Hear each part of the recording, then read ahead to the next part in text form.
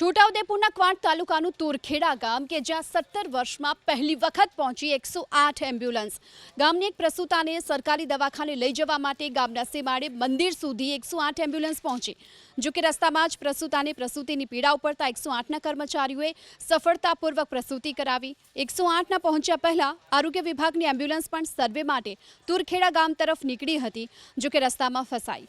ગ્રામજનોએ ધક્કો મારી એમ્બ્યુલન્સને બહાર કાઢી। 7 દિવસ પહેલા જ તુરખેડા ગામમાં એક પ્રસૂતાએ પોતાનો જીવ ગુમાવ્યો હતો।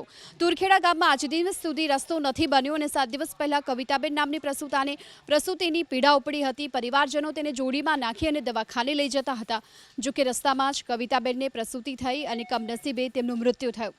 તેમણે એક બાળકીને જન્મ આપ્યો હતો। જો કે આ ઘટનાને લઈ ગુજરાત હાઈકોર્ટે સુઓ મોટો લઈ રાજ્ય સરકારને નોટિસ આપી। હાઈકોર્ટની નોટિસ મળતાની સાથે રાજ્ય સરકારે 18 કરોડ 50 લાખના ખર્ચે 9 કિલોમીટરનો રોડ બનાવવાની મંજૂરી આપી હતી।